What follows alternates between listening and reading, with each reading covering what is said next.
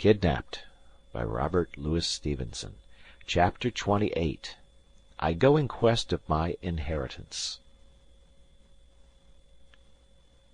I made what change I could in my appearance, and blithe was I to look in the glass and find the beggarman a thing of the past, and David Balfour come to life again.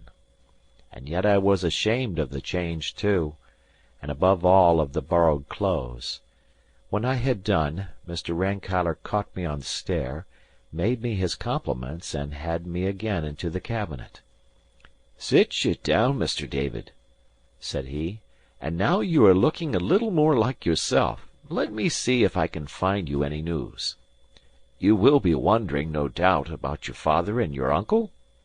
To be sure, it is a singular tale, and the explanation is one that I blush to have to offer you.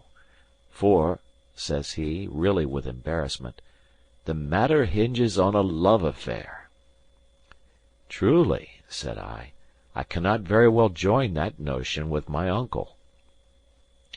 "But your uncle, Mr. David, was not always old," replied the lawyer, "and what may perhaps surprise you more, not always ugly.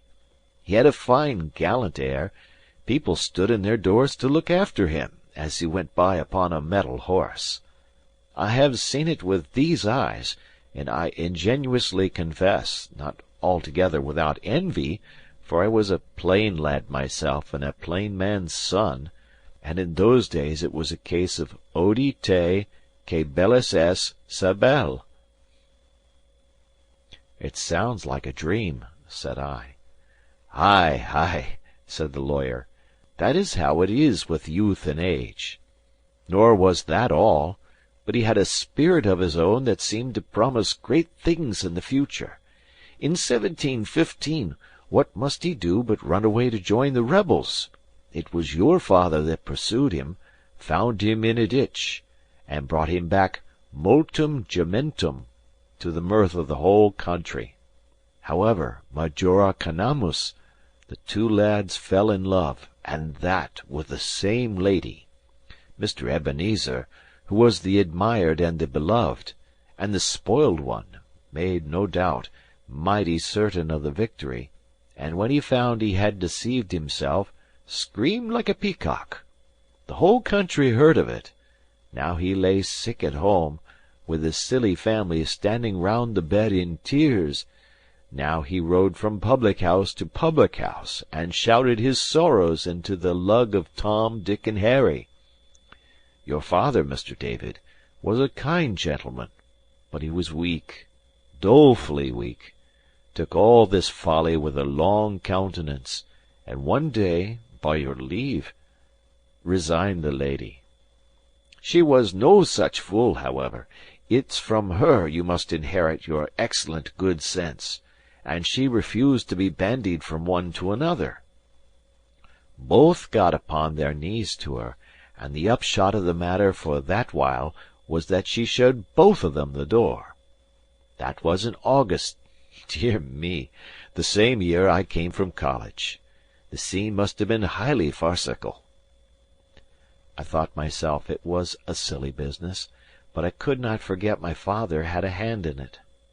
"Surely, sir, it had some note of tragedy," said I. "Why, no, sir, not at all," returned the lawyer. "For tragedy implies some ponderable matter in dispute, some dignus vindice nodus, and this piece of work was all about the petulance of a young ass that had been spoiled, and wanted nothing so much as to be tied up and soundly belted.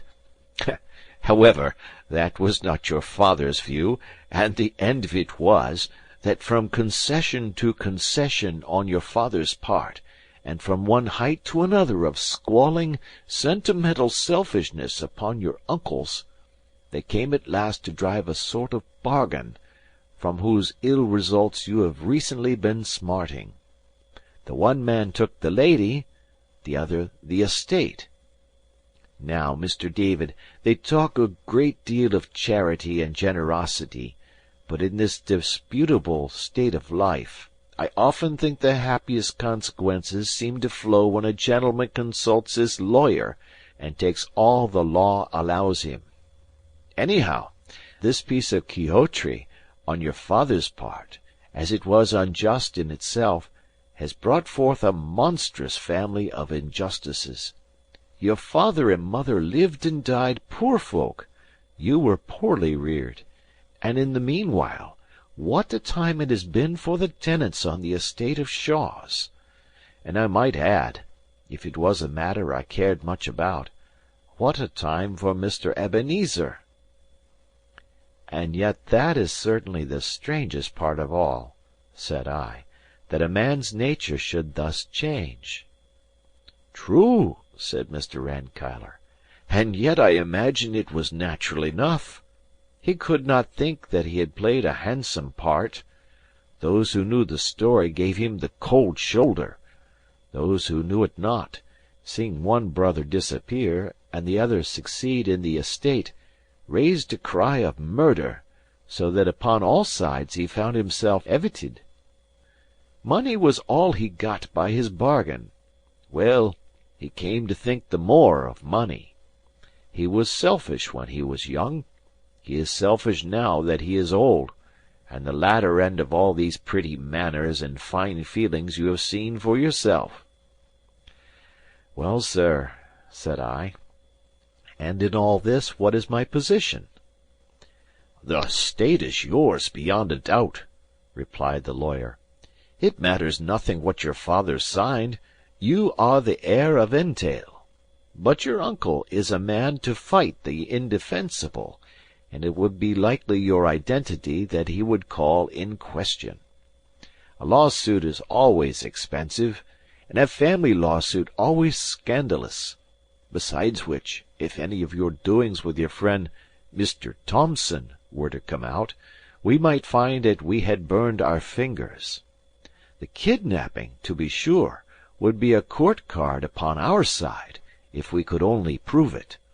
But it may be difficult to prove, and my advice upon the whole is to make a very easy bargain with your uncle, perhaps even leaving him at Shaw's, where he has taken root for a quarter of a century, and contenting yourself in the meanwhile with a fair provision. I told him I was very willing to be easy, and that to carry family concerns before the public was a step from which I was naturally much averse. In the meantime, thinking to myself, I began to see the outlines of that scheme on which we afterwards acted. The great affair, I asked, is to bring home to him the kidnapping? Surely, said Mr. Rankeillor, and if possible, out of court. For mark you here, Mr. David, we could no doubt find some men of the Covenant who would swear to your reclusion, but once they were in the box, we could no longer check their testimony, and some word of your friend Mr. Thomson must certainly crop out, which, from what you have let fall, I cannot think to be desirable. Well, sir, said I, here is my way of it, and I opened my plot to him. But this would seem to involve my meeting the man Thomson? says he, when I had done. I think so, indeed, sir, said I. Dear doctor, cries he, rubbing his brow. Dear doctor! No, Mr. David, I am afraid your scheme is inadmissible. I say nothing against your friend Mr. Thomson. I know nothing about him, and if I did, mark this, Mr. David, it would be my duty to lay hands on him. Now I put it to you, is it wise to meet? He may have matters to his charge. He may not have told you all. His name may not be even Thomson, cries the lawyer, twinkling. For some of these fellows will pick up names by the roadside as another would gather haws. You must be the judge, sir, said I. But it was clear my plan had taken hold upon his fancy, for he kept musing to himself till we were called to dinner, and the company of Mrs. Rankeillor, and that lady had scarce left us again to ourselves and a bottle of wine, ere he was back harping on my proposal. When and where was I to meet my friend Mr. Thomson? Was I sure of Mr. T.'s discretion, supposing we could catch the old fox tripping? Would I consent to such and such a term of an agreement? These and the like questions he kept asking at long intervals, while he thoughtfully rolled his wine upon his tongue. When I had answered all of them, seemingly to his contentment, he fell into a still deeper muse, even the claret being now forgotten. Then he got a sheet of paper and a pencil, and set to work writing and weighing every word, and at last touched a bell and had his clerk into the chamber. "Torrance," said he, "I must have this written out fair against to-night, and when it is done, you'll be so kind as to put on your hat and be ready to come along with this gentleman and me, for you will probably be wanted as a witness." "What, sir," cried I, as soon as the clerk was gone, "are you to venture it?" "Why, so it would appear," says he, filling his glass. "But let us speak no more of business. The very sight of Torrance brings in my head a little droll matter of some years ago, when I had made a tryst with the poor oaf at the Cross of Edinburgh. Each had gone his proper errand, and when it came 4 o'clock, Torrance had been taking a glass and did not know his master, and I, who had forgot my spectacles, was so blind without them, that I give you my word I did not know my own clerk." And thereupon he laughed heartily. I said it was an odd chance, and smiled out of politeness; but what held me all the afternoon in wonder, he kept returning and dwelling on this story, and telling it again with fresh details and laughter, so that I began at last to be quite put out of countenance and feel ashamed for my friend's folly. Towards the time I had appointed with Alan, we set out from the house, Mr. Rankeillor and I arm in arm, and Torrance following behind with the deed in his pocket and a covered basket in his hand. All through the town the lawyer was bowing right and left, and continually being buttonholed by gentlemen on matters of burgh or private business, and I could see he was one greatly looked up to in the county. At last we were clear of the houses, and began to go along the side of the haven and towards the Hawes Inn and the Ferry Pier, the scene of my misfortune. I could not look upon the place without emotion, recalling how many that had been there with me that day were now no more; ransom taken, I could hope, from the evil to come; Shuan passed where I dared not follow him; and the poor souls that had gone down with the brig in her last plunge. All these, and the brig herself, I had outlived, and come through these hardships and fearful perils without scathe. My only thought should have been of gratitude, and yet I could not behold the place without sorrow for others and a chill of recollected fear. I was so thinking when, upon a sudden, Mr. Rankeillor cried out, clapped his hand to his pockets, and began to laugh. "Why," he cries, "if this be not a farcical adventure! After all that I said, I have forgot my glasses." At that, of course, I understood the purpose of his anecdote, and knew that if he had left his spectacles at home, it had been done on purpose, so that he might have the benefit of Alan's help without the awkwardness of recognizing him. And indeed it was well thought upon, for now, suppose things to go the very worst, how could Rankeillor swear to my friend's identity, or how be made to bear damaging evidence against myself? For all that, he had been a long while of finding out his want, and had spoken to and recognized a good few persons as we came through the town, and I had little doubt myself that he saw reasonably well.